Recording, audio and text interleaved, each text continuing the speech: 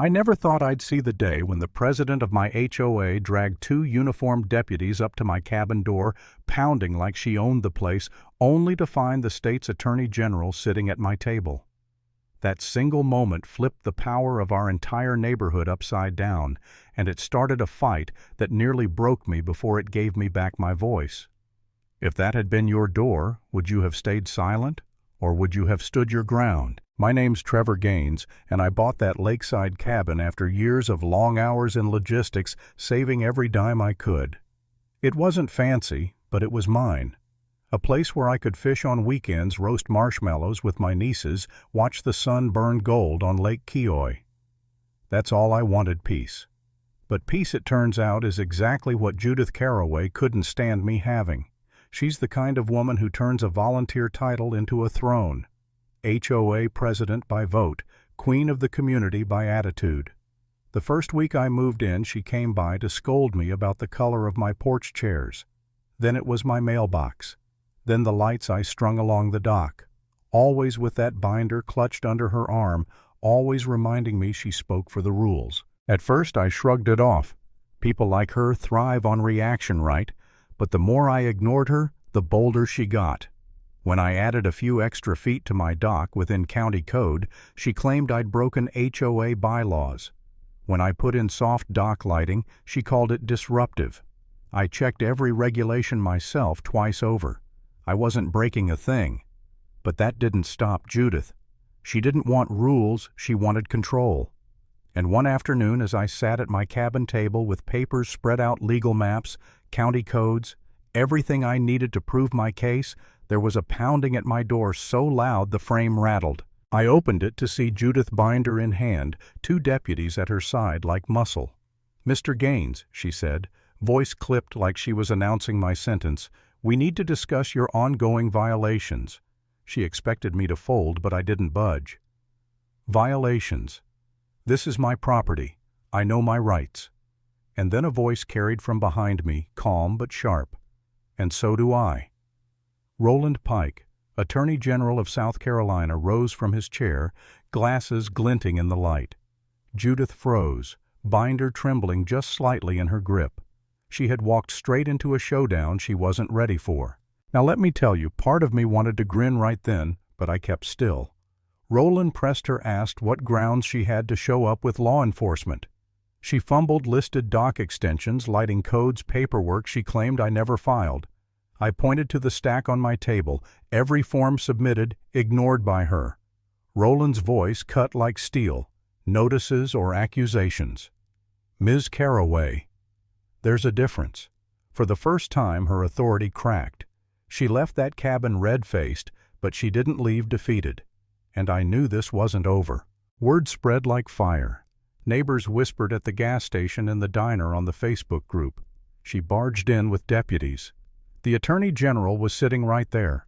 Some people cheered me on. Others accused me of stirring trouble. And that's when the doubt started to creep in. Maybe I should have let it slide. Maybe it wasn't worth it. I scrolled through comments online, people calling me a disruptor, saying I should have just done what Judith asked. That cut deeper than I expected. I started asking myself, am I the problem here? I didn't buy this cabin to fight. I bought it for peace. And honestly, for a night or two, I wanted to give up. Pack it in, stop pushing, let Judith keep her little kingdom. Because fighting her felt bigger than me, too heavy, too exhausting. But then my neighbor Frank knocked on my door. Retired firefighter, been here 30 years. He said, "You're not alone. She's been running people down for years. Fines for lawn chairs, letters for paint colors. Folks are tired of it. You stood up, and now others can too." That lit a spark. Then came Callie Brenner, a young mom with a folder full of Judith's notices, basketball hoop violations, fence height, complaints, petty fines she'd paid just to avoid trouble. Her hands shook as she passed it over, but her voice was steady. "After what she did to you, I can't stay quiet anymore." Piece by piece, stories piled up.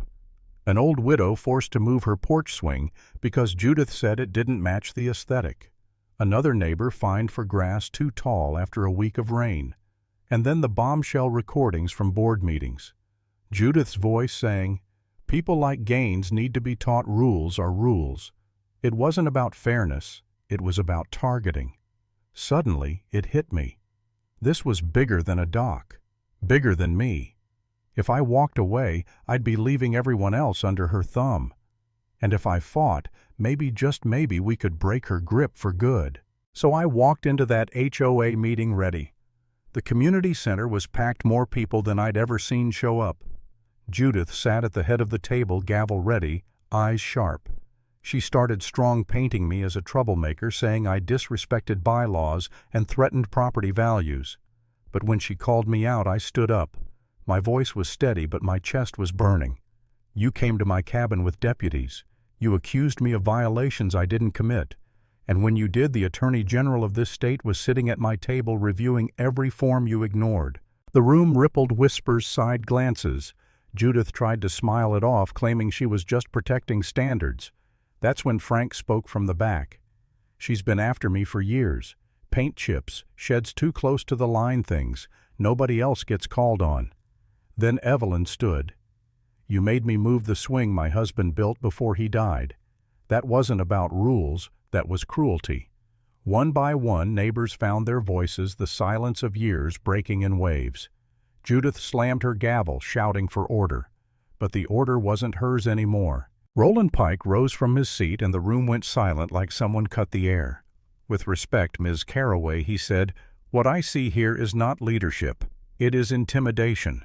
The law applies everywhere, even in this room, and it will not ignore what's been happening. Gasps, murmurs, shifting board members. For the first time, Judith looked cornered. She snapped back, desperate. Without me, this neighborhood falls apart. But her words sounded thin, weak against the weight of dozens of voices finally standing. Then came the motion, a board member calling for a vote of no confidence.